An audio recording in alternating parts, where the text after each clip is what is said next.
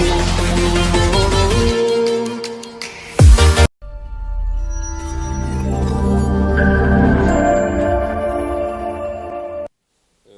chers collègues, chers les directeurs généraux, mesdames, messieurs les directeurs, chers journalistes, l'accord conclu le 26 février entre le gouvernement et les syndicats d'enseignants représentatifs a porté sur 7 mesures. Première mesure, la revalorisation de la prime scolaire au profit des instituteurs et instituteurs adjoints de 220%. Deuxième mesure, le relèvement de l'indemnité d'enseignement de 50% à 60%.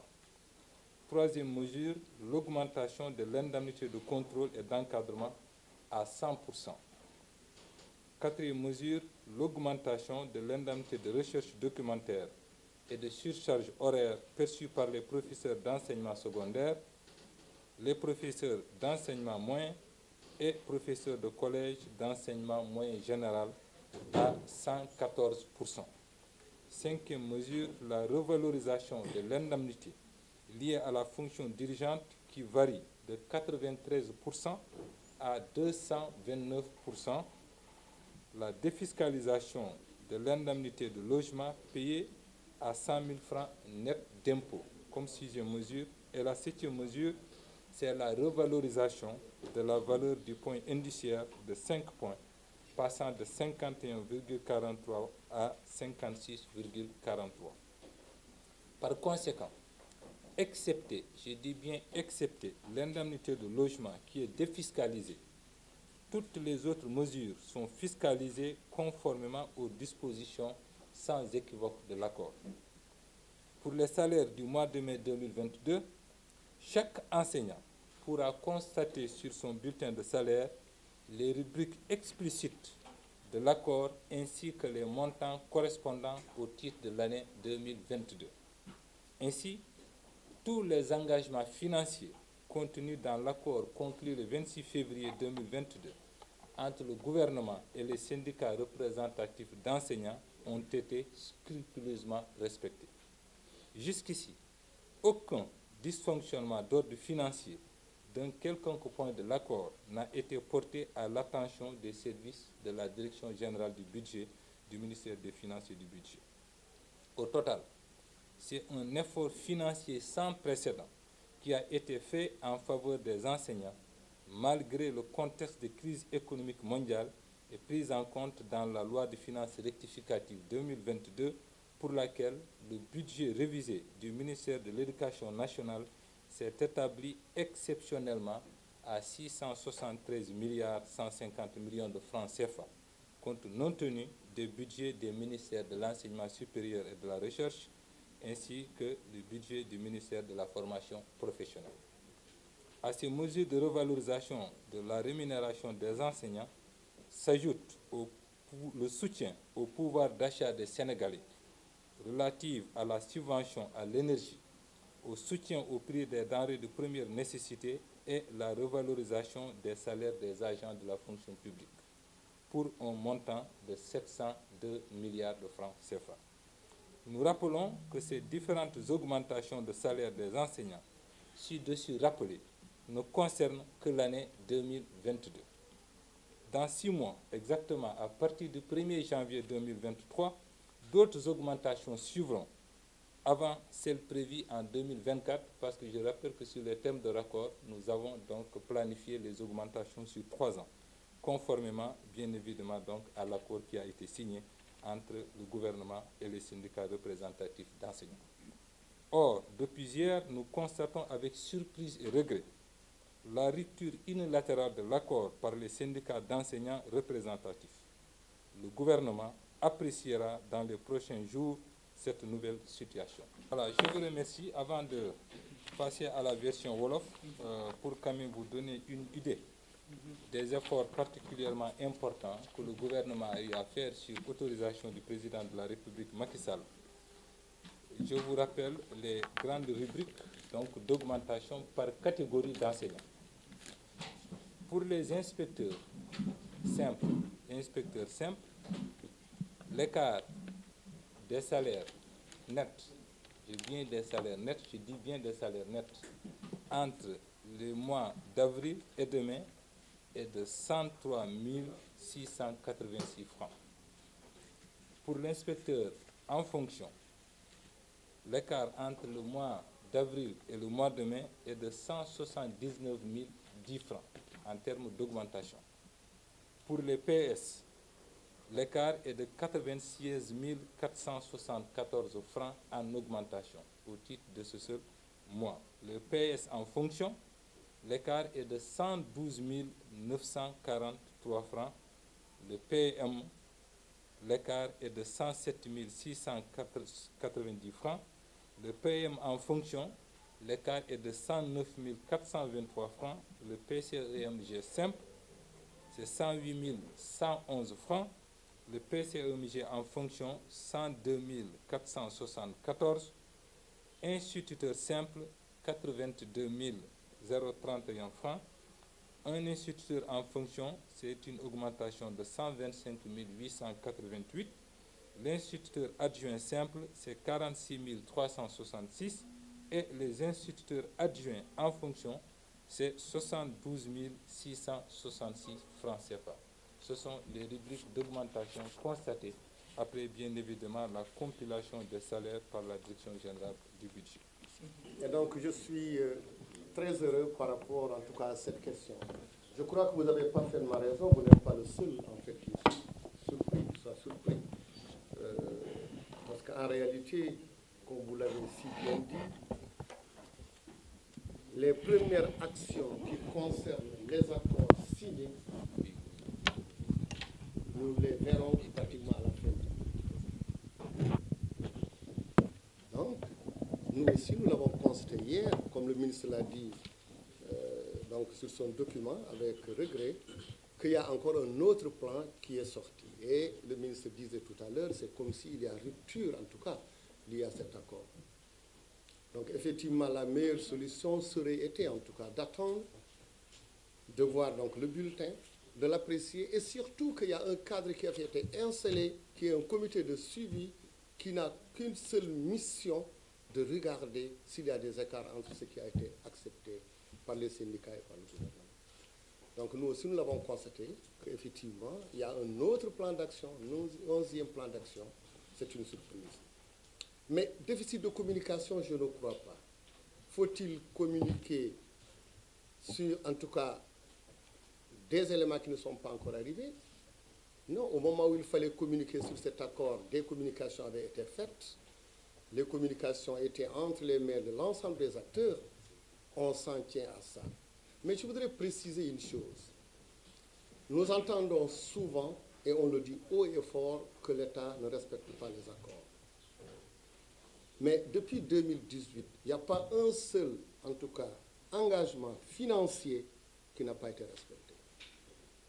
Quand il s'agit d'augmenter les indemnités de logement de 60 000 à 100 000, des échéances avaient été fixées et ces échéances étaient respectées.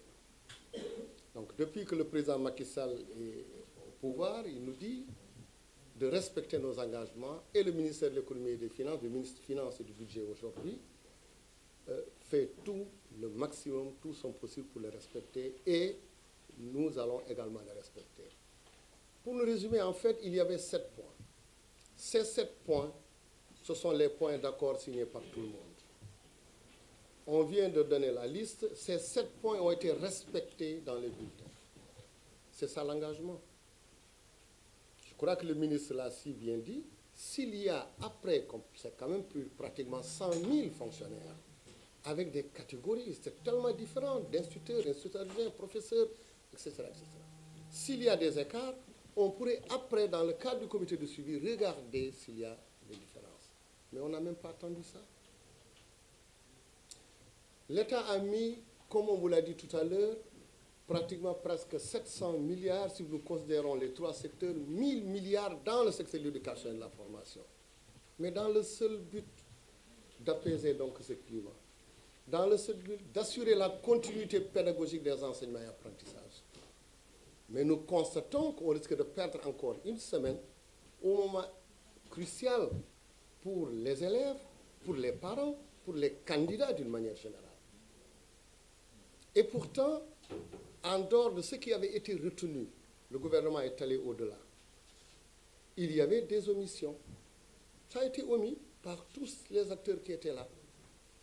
Mais le ministère des Finances et du Budget nous a permis donc de les rajouter. Des fonctions auxquelles on n'avait pas pensé. Nous et la partie syndicale. Des secteurs vraiment dans l'éducation. Et les nouvelles également indemnités qui n'existaient pas, qui ont été créées. Donc l'État est allé au-delà de ce qu'il fallait faire, le tout pour maintenir le système vraiment apaisé. Alors ce que je vais dire, comme l'a si bien dit M. le ministre tout à l'heure, c'est d'appeler à la raison tout le monde. De dire que cette volonté du président de la République d'assurer en tout cas que nous devrions assurer la continuité pédagogique, nous sommes en mesure de le faire et nous pouvons le faire. Dans moins d'une semaine, ils verront les bulletins et chaque enseignant verra des lignes, de nouvelles lignes. Il a donné les fourchettes tout à l'heure, des augmentations de 103 000, 179 000.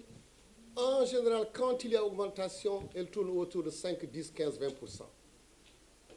Au Sénégal, et c'est très rare ça, une augmentation de 229%. Mais ça, c'est inédit. C'est inédit, et au Sénégal et partout dans le monde. Mais le président est prêt à le faire, à faire plus, parce qu'il tient à l'éducation de nos enfants.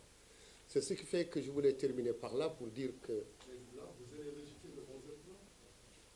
Ce n'est pas un bon de rejeter, je l'ai vu le 11e plan comme vous. Nous tous, nous avons vu le 11e plan. Hier, nous l'avons vu. Nous l'avons constaté hier. Nous nous ont envoyé ce 11e plan. Ce matin, il y a eu donc des débrayages. Nous avons considéré dans le document, comme il l'a si bien dit, c'est comme s'il y a rupture de ce qui avait été engagé. C'est comme ça, parce que quand il y a un engagement, s'il y a des plans d'action qui reprennent, il s'était arrêté ces plans d'action. Pourquoi il s'était arrêté? Parce qu'il y avait accord. Et depuis qu'il y a eu l'accord jusqu'à présent, il y a des points spécifiques à l'éducation, on a travaillé dessus. Des points spécifiques au niveau de la fonction publique, ils ont continué à travailler. Le comité de suivi travaille. Donc le dialogue n'était pas rompu. Et alors, nous avons constaté comme vous qu'aujourd'hui, on a décidé donc de faire des débrayages. Alors moi, ce que je voulais dire, c'est que l'État qui doit assurer en tout cas les enseignements apprentissages, la continuité pédagogique dans le système éducatif, l'État fera tout, parce que ces efforts ont été faits pour ça, pour qu'on puisse continuer les enseignements apprentissages, pour qu'on puisse également dérouler, continuer notre fin d'année, assurer nos examens et concours, parce que c'est tout est en cause, c'est ça notre mission en réalité. Merci. Monsieur le ministre, on va s'organiser. Oui. Aujourd'hui, vous présentez. Je m'appelle Lansana Diaby, groupe Escap Télécom. Avec cette annonce, l'inquiétude a gagné l'esprit des parents d'élèves. Quelles sont les assurances que le gouvernement peut donner à ses élèves et parents d'élèves? Mais j'ai terminé par ça pour vous dire que l'État fera tout pour qu'on puisse assurer la continuité pédagogique. Que ça soit au niveau statutaire, au niveau réglementaire. Et je crois qu'après cette conférence de presse, et je crois que quand les enseignants verront leur bulletin de salaire, les augmentations, comme je vous l'ai dit, en général, vous avez entendu, vous tous, ces augmentations. Vous êtes au pays, dans ce Sénégal. Vous avez vu ces augmentations, ça ne vient pas de néant, c'est du vrai. Et comme ceux qui parlaient ces jours-ci, peut-être qu'ils n'avaient pas encore eu le bulletin, j'espère que quand ces bulletins de salaire sortiront, et nous avons notre cadre de concertation qui est le comité de suivi, on va revenir sur la table et on va travailler. Mais à condition quand même que, effectivement, ces plans d'action, une fois qu'ils verront leur bulletin de salaire, ces plans d'action puissent s'arrêter. Voilà. La question c'est, est-ce que le gouvernement comprend qu'il y ait malentendu par rapport à cet accord? La première partie. L'autre partie de la question que votre collègue pose, c'est de savoir est-ce qu'il existerait quelques soupçons pour essayer de comprendre les raisons de la colère. Par rapport à la première partie, je pense qu'il est important de porter à l'attention de toute l'opinion nationale l'accord qui a été conclu. Mes collègues ont répondu sur cette question à satiété. Un accord a été conclu. Cet accord-là discrimine l'indemnité de logement en disant qu'il est hors champ fiscal. il me semble que de l'autre côté, on dit que les autres composants de l'accord auraient dû aussi être défiscalisés. Peut-être que c'est cela. Or, nous sommes tous régis par quand même une loi qui vaut pour tout le monde. Et en tant qu'agent public, avoir des revenus qui ne seraient pas fiscalisés sans que ça ne soit prévu de manière expresse pose problème. Je crois que cela s'entend. Dans le fond, les revenus qui permettent de payer les salaires, ils viennent d'où? Parce que le tout n'est pas de penser à la dépense. Il faut que nous réfléchissions aussi aux recettes. Une partie de nos recettes vient justement de la fiscalité imposée au niveau des salaires. Donc s'il y avait un malentendu lié à cela, ce malentendu devrait pouvoir être levé. Vous dites maintenant, est-ce qu'il y aurait quelques soupçons à établir? Je pense que nous sommes tous des Sénégalais. Nous sommes conscients des enjeux de l'heure. Nous comprenons parfaitement la nature du monde dans lequel nous sommes. Et nous savons tous, en principe, faire la différence entre l'essentiel et l'accessoire. Nous sommes à quelques semaines des examens scolaires, après qu'il y ait eu des turbulences assez sérieuses. Le gouvernement, ça vient d'être dit, a fait un effort exceptionnel. Ce n'est pas du chiquet. Vous allez avoir l'accord, vous verrez que la partie réalisée de l'accord au mois de mai a des incidences notables sur les salaires. Chacun pourra vérifier. Dans 6 mois, 7 mois, au mois de janvier prochain, une partie additive va être enregistrée. Et enfin, en 2024, le reste va venir et c'est des mutations qualitatives absolument inédites du point de vue salarial.